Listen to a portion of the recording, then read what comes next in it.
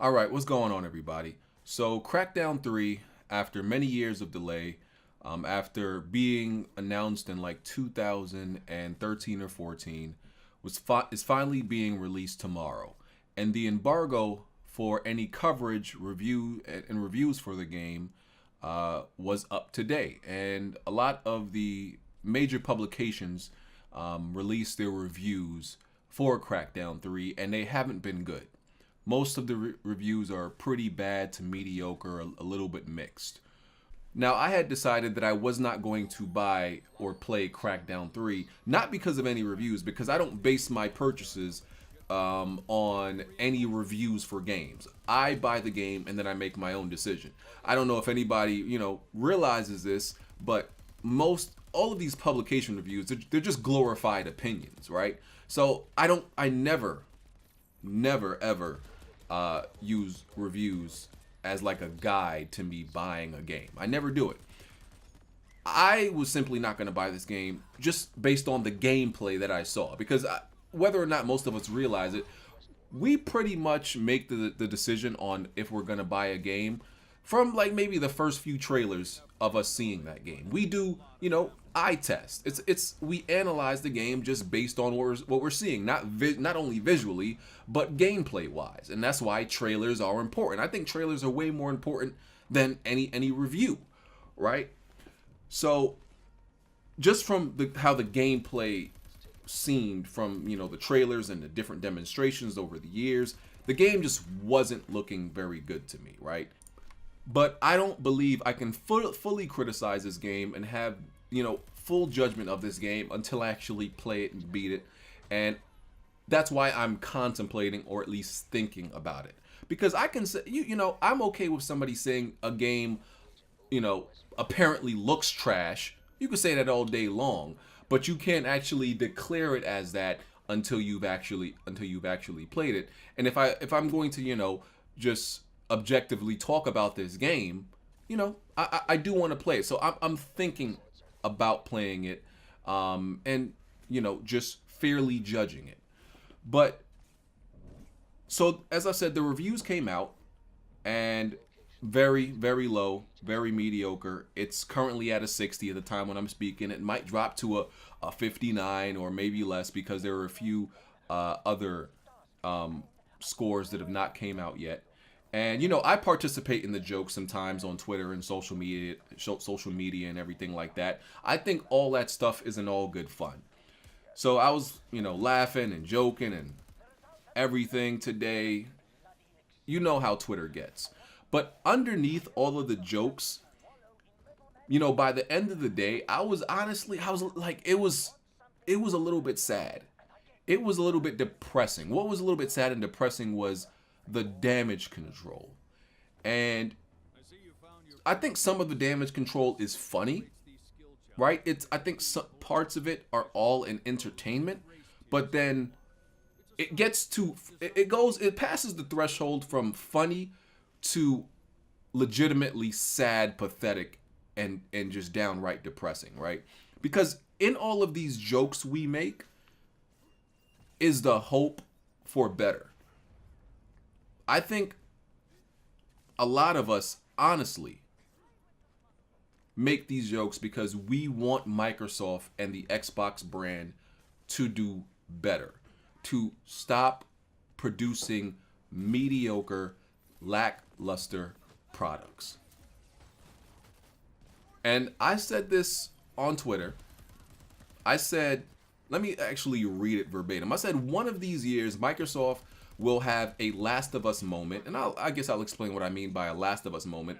I said one of these years, Microsoft will have a Last of Us moment that will show us their studios can create something greater, and all of you defending all of this mediocrity will look foolish because you were not a part of the wave that demanded more from them, but you will benefit from those who spoke up.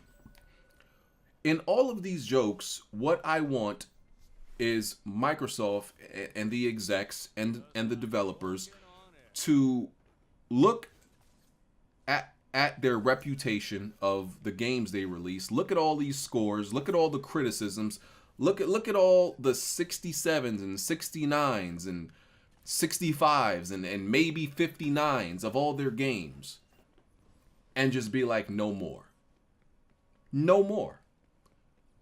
I want Phil Spencer, and like I said, the rest of the guys who are in charge, and just to be like, I want them to get tired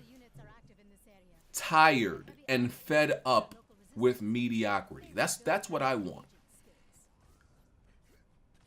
I want them to have a sense of pride, because when we look at even when you look at Nintendo, everybody knows I'm not like necessarily a fan of Nintendo games, but you know what I've always said about Nintendo games? Quality.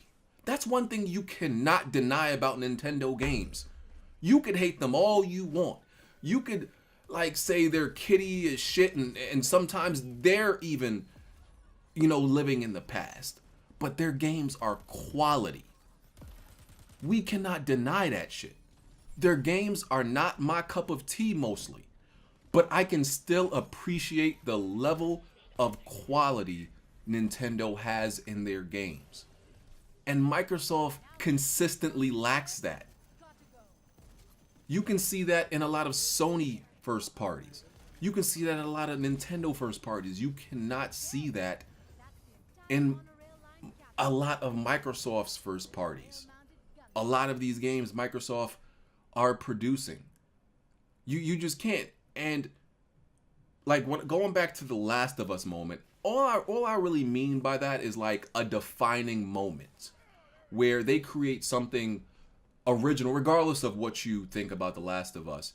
It was a pivotal point for Sony. You got to remember what was happening, the PR disaster that was PlayStation and the PlayStation 3 and the Sony brand last generation. Regardless of how you want to say, yeah, sure, PlayStation 3, there were really good PlayStation 3 games. I loved Killzone 2. I loved Uncharted 2. I loved the Resistance series. They still made great games.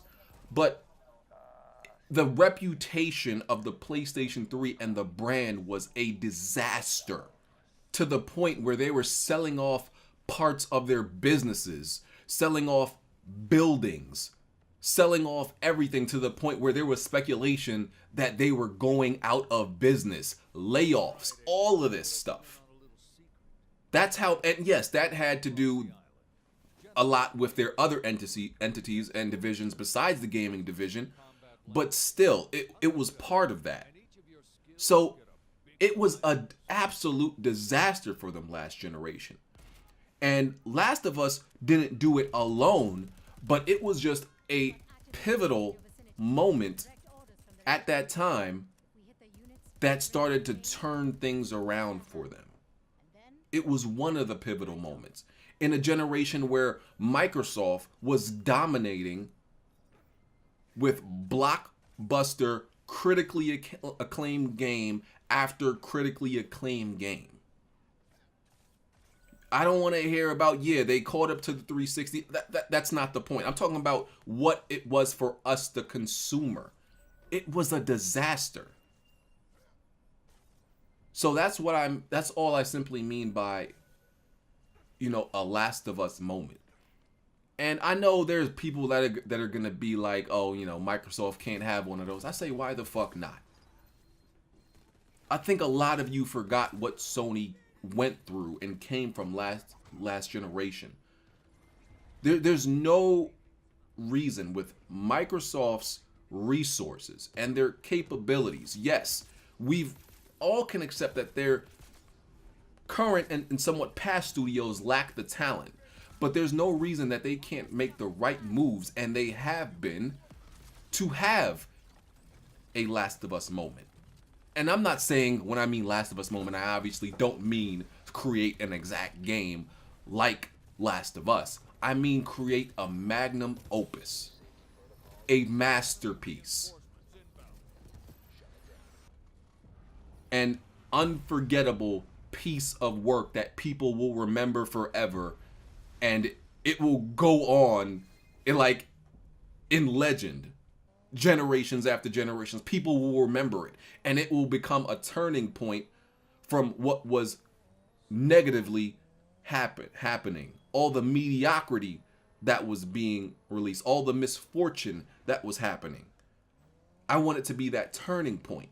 I want them to release something so good that they will, even their fans will have no reason to defend it. Because that's what's happening now. Every time Microsoft releases something, their fans have to defend it. Microsoft needs to release something so great their fans can sit back and not say a fucking word, because it's undeniable. Undeniable. Something so great that their fans don't have to make up conspiracy theories, that there's collusion amongst the media, and they have it out, and there's a hit out on the Xbox brand. They're all trying to assassinate the reputation and the character of Microsoft games. There's media bias. Make something so great, because when you make something so uncategorically amazing, even those that may not necessarily be interested in it cannot deny how great it is. True greatness cannot be denied, because even with naysayers who go against, I guess, what the popular opinion is, or the general consensus of that product. You take God of War. There's some people that criticize God of War, but the fans of that don't typically feel a need to defend it, because the greatness of that game speaks for itself. You don't gotta defend God of War. You don't got to. Somebody criticizes God of War, say it's mediocre, something wild like that. You don't really gotta say nothing, because they look. You don't gotta defend that. The game defends itself, and that's a fact. Even me, there are people that feel like Witcher 3 and Persona are absolutely amazing games. I don't like either one of those games. But the fans of those games don't become super defensive, typically. They become a little bit rabid. They become a little bit aggressive. But they don't get super defensive, because they feel like that product speaks for itself. They don't gotta go out on these damage control campaigns to defend Persona or Witcher, because they feel like the game speaks for itself. These Microsoft games, and yes, this is all subjective and opinion based with a lot of these things, but these games Microsoft releasing can't even defend themselves. They don't got a leg to stand on, and that's a fact. I just want all of these, I can't even call y'all Microsoft fans, because if y'all were real fans, I think y'all would demand more. I think the people who are more critical of these Xbox titles that don't turn out to be good are more fans than you are. You are just going to reap the fruits of our labor a few years down the line, when Xbox tightens up, when they change and start to produce products that the people really want.